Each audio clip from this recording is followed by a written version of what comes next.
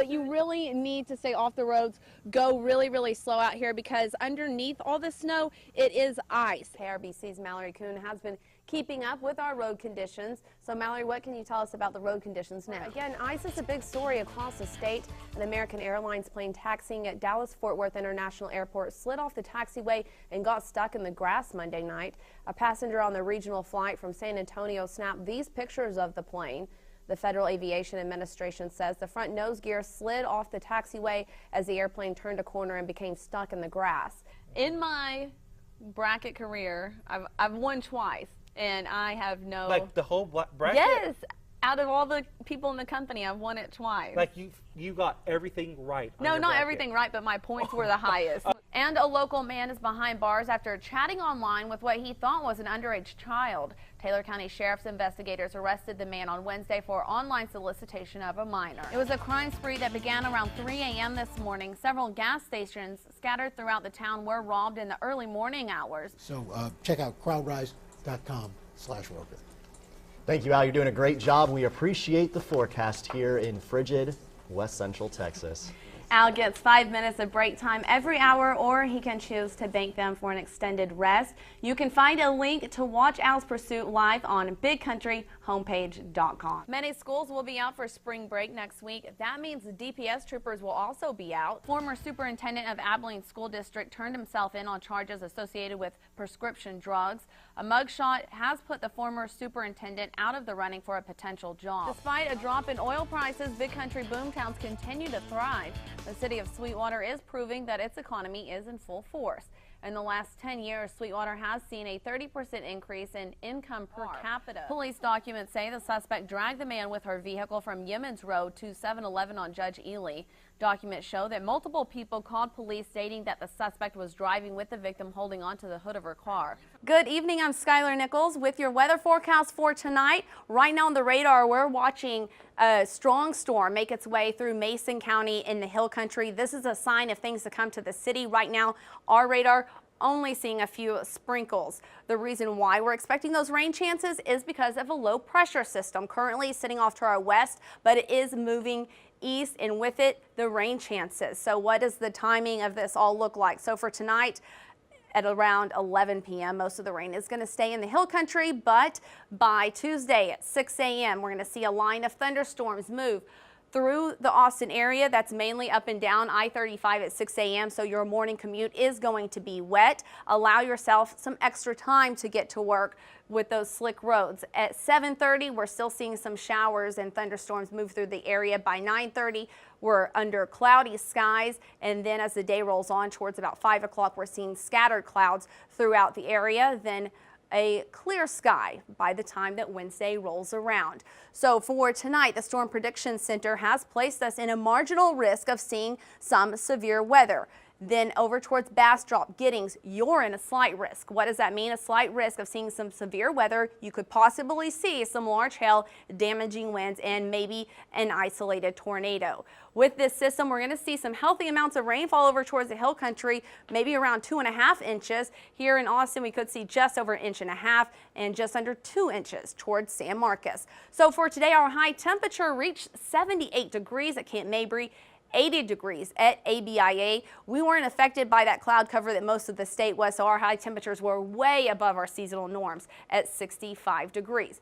But as we go through the overnight hours, that's where we're going to see temperatures start to drop, not only because of the overnight, but also because of those storms and cloud cover that will move through. Current temperatures, 48 degrees in Mason, 60s and 70s here in Austin and Georgetown. Like I said, we're not seeing any of that precipitation just yet, but a lot of cloud cover. Temperature at 69 at Mabry, 70 at ABIA. We are seeing some gusty winds around 14, 15 miles per hour.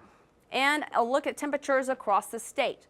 Over to our west, you can see where that front's moved through. That's where you're seeing the cooler temperatures, and that's where a lot of the rain has been today. 38 in Lubbock, 38 currently in Abilene. Ahead of that front, we're seeing 60s and 70s. So what does our forecast temperature look like? So Tuesday, 7 a.m., right when those storms are moving through the area, temperatures around 54 degrees. We're going to see 40s over in the Hill Country. And then by Tuesday at 4 p.m., we're going to reach a temperature of 56 degrees. Hill Country probably won't make it out of the 50s tomorrow. So our forecast for tonight, a low of 55, winds blowing at 5 to 15 miles per hour from the southeast. Then tomorrow morning, front will move through, winds shifting, blowing from the northwest at 5 to 15. And tomorrow we should reach a high of 60 degrees. That's a lot closer to our seasonal norms for our high temperatures.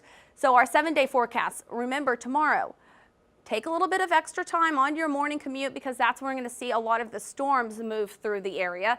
And then behind that, drier air filters in for Wednesday, Thursday, Friday, Saturday. We're going to see mostly clear skies and high temperatures by Saturday will reach a high of 80 degrees. A nice weekend before another front moves through on Sunday, bringing with it another chance of rain.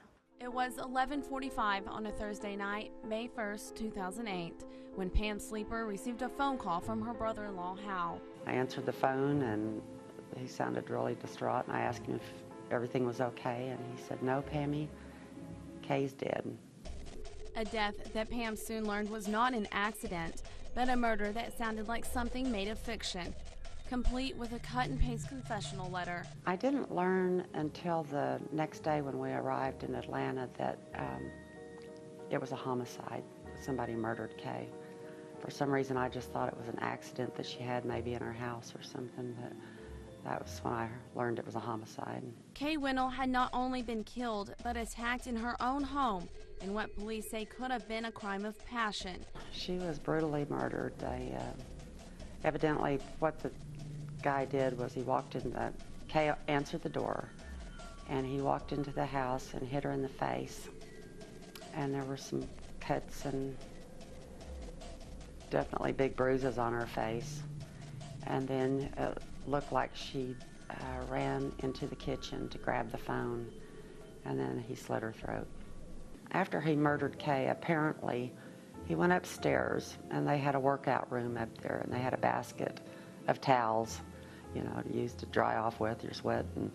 And he went in that room, got a towel, wiped his hands, went into Kay's bedroom, into her bathroom where her closet was, opened up the door and threw the bloody towel in there on the floor, and then apparently left after that. There were no footprints, no fingerprints, and the blood was from the kitchen door all the way across the kitchen. They had to have all the wood removed out of there, but it was a big, long kitchen, and so it was pretty gory. Who ended up finding Kay? Hal did. He had been trying to call her all afternoon, and she had 2 cell phones. She wasn't answering either cell phone. She wasn't answering the house phone. And when he drove up in the driveway that night, they had a vehicle that was parked outside, and Kay parked her car usually inside the garage, but he saw both vehicles were there, and that's when he thought something must be wrong. And as soon as he opened up the garage door going into the kitchen, she was laying face down. It was a brutal, bloody ending to a beautiful life of a beautiful person. How was Kay as a person? She was great. She was the most lovable, fun. I tell you, energized. She had a ton of energy, and she was little. She was a little thing, little petite thing, and she was just a lot of fun.